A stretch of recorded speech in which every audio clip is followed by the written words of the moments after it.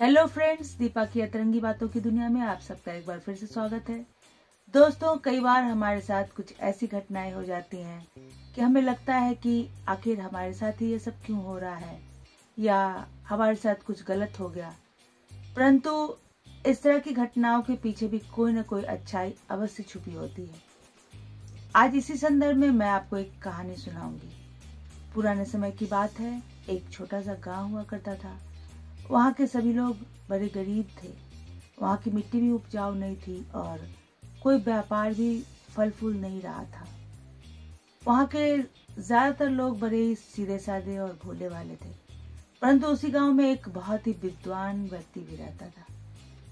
वो लोगों को अक्सर समझाने की कोशिश करता था, परंतु कहते हैं ना कि जब पेट में अनाज ना हो तो ज्ञान की बातें अच्छी नहीं लगती।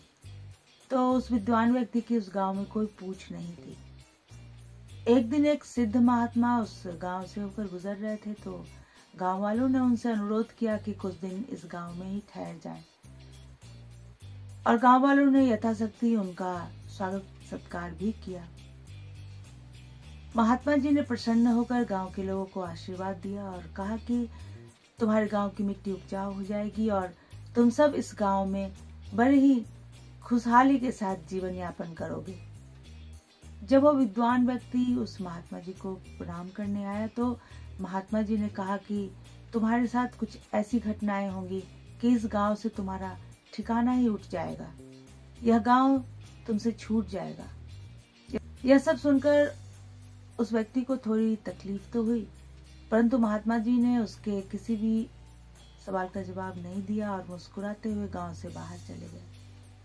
कुछ दिनों के बाद एक झूठे इल्जाम में फंसने के कारण उस विद्वान व्यक्ति को गांव वालों ने अपने गांव से निकाल दिया।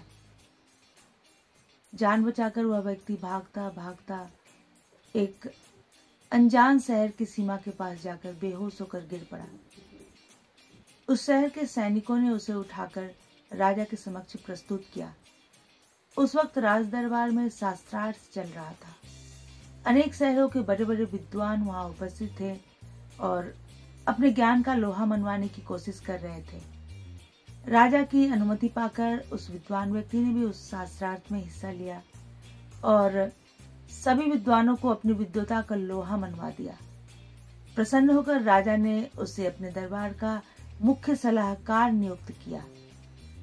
अब तो उस विद्वान व्यक्ति की जिंदगी ही बदल गई थी। कुछ समय पश्चात उस विद्वान व्यक्ति की भेंट उसी महात्मा जी से हुई। महात्मा जी ने मुस्कुराते हुए कहा कि अब तो तुम्हें अवश्य समझ में आ गया होगा कि मैंने तुम्हें उस तरह का आशीर्वाद क्यों दिया था। उस गांव के लोग इतने सीधे साधे और भोले वाले थे कि उनका उसी गांव में सुखपूर्वक रहना उचित था, परंतु तुम्हारे ज्ञान का प्रकाश दूर दूर तक पहुंचना आवश्यक था और इसके लिए जरूरी था कि तुम उस गांव से बाहर निकलो। इसलिए मैंने तुम्हें इस तरह का आशीर्वाद दिया था। तो दोस्तों, अगर कभी हमारे साथ कुछ ऐसी घटनाएं हो जो हमें पसंद ना हो, जिसे अनुभव करके हमें ऐसा लगे कि सही नहीं हुआ हमारे साथ, कुछ गलत हो गया हमारे साथ, तो हमें उसके अच्छे पहलू को भी अवश्य ढूंढने की कोशिश करनी चाहिए। ऐसे ही कुछ अन्य तरह की बातों के साथ मैं फिर से हाजिर होंगी। तब तक के लिए बाय बाय।